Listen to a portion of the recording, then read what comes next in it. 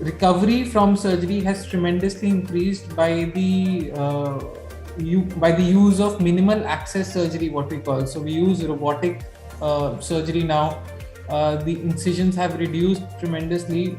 The patients, because of the smaller incisions, have lesser pains. They are able to cope up faster. Hi guys, this is Mini Devan and you're watching TheHealthSite.com. Today we have with us Dr. Shubham Jain, HOD and Consultant, Surgical Oncology, HCMCT, Manipal Hospital. Hi Dr. Shubham, how are you? Hi, good afternoon. I'm good. How are you?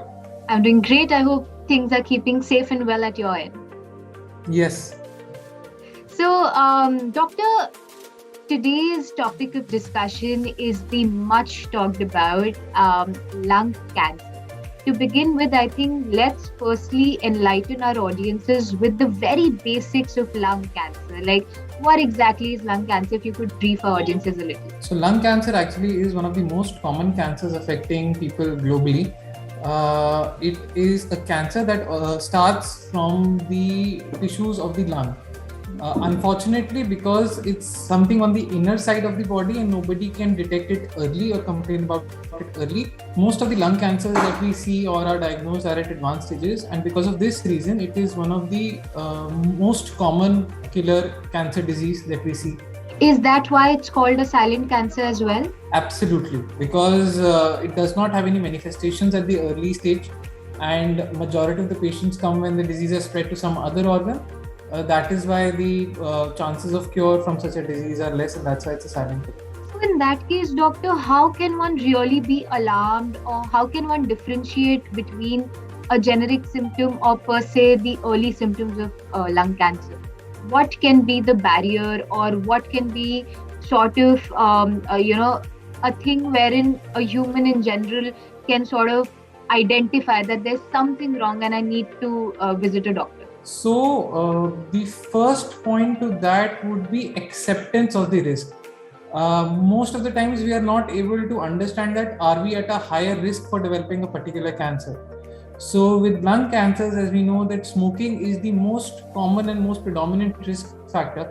Anybody who is a heavy smoker should be very rational about it and should openly accept it that they stand at a higher risk of developing lung cancer. Now, there are modalities to screen people who are at high risk of developing such cancers with the use of a CT scan done annually, wherein we can detect these cancers at an earlier stage, thereby improving the survival by giving a treatment at a nascent stage of the cancer. So that is one thing, accepting the risk if somebody is a heavy smoker. Apart from that, some of the early warning signs of cancer could be a persistent cough which is not going in a heavy smoker, somebody who's coughing out blood in sputum, somebody who is having shortness of breath, somebody who's complaining of pain in the chest area. Because these are very non-specific and vague symptoms, we usually see patients have treated themselves for quite some time or taken some help from somebody in the family. That should not be the case, I feel. If your complaints or your symptoms are not settling in a week or two, they should actually consult a physician or a doctor to understand more of why a particular symptom has developed rather than ignoring them for a long term. And since we are talking about how smoking is very much linked to lung cancer and it could lead to lung cancers, and one must be aware. So having said that, can passive smoking in any way also lead to the risk of lung cancer? Absolutely. Passive smoking also is seen as a major contributor to patients who are not smoking but have a family history or somebody in the family smoking, developing lung cancer. So that is documented and is a known risk factor for developing lung cancer. Okay. In that case, doctor, if one is aware and if one has detected that there's something wrong or identified perhaps that there's something that needs to be checked or cross-checked, what should be the first step in such a situation? So the first step should be to report to either a physician or a pulmonologist, or if somebody is a heavy smoker and has undergone some basic tests, could meet an oncologist.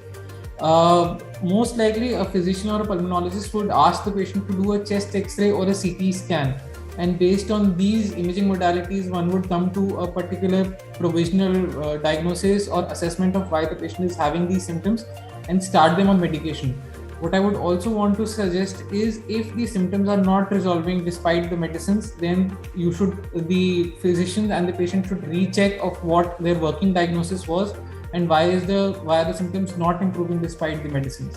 Okay, and if we talk about the treatment, firstly, what's the treatment procedure? Secondly, are there any advancement in the treatment process over the years? So, lung cancer is the most fascinating field in the looking at the advancements in lung cancer.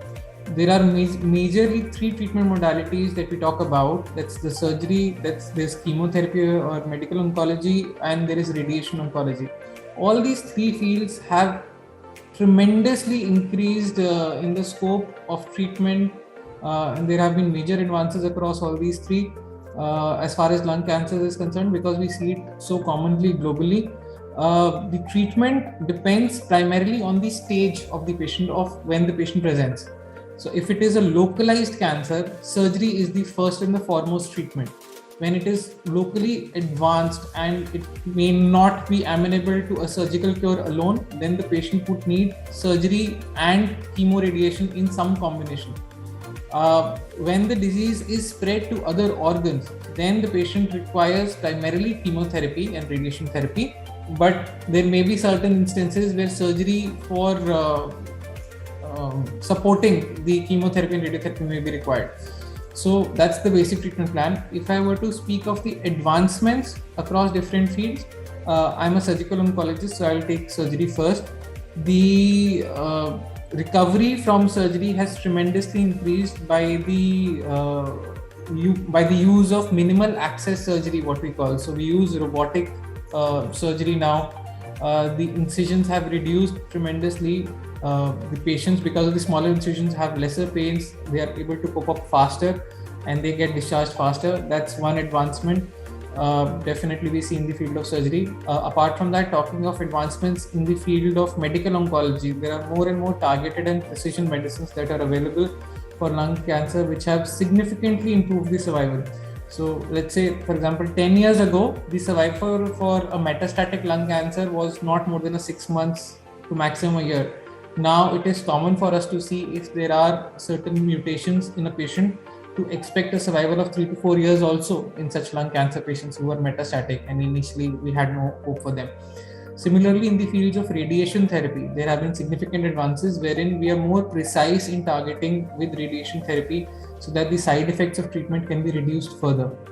So overall, I'd say it's a very interesting paradigm shift that we see in the management of lung cancer.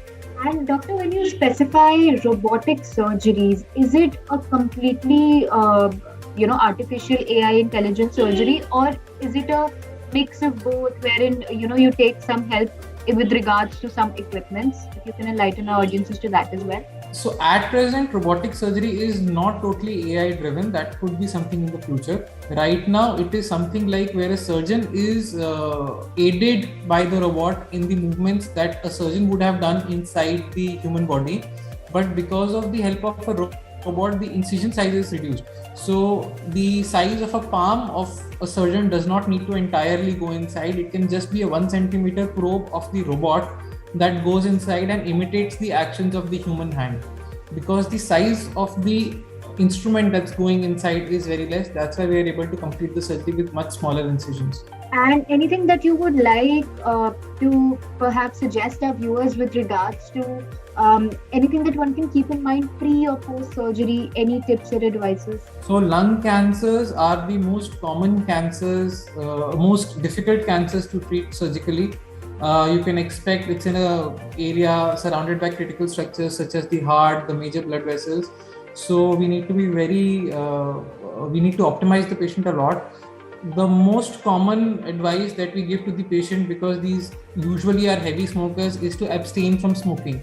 We ask these patients to abstain from smoking for at least 2 weeks prior to the surgery, because it helps us in improving the lung function.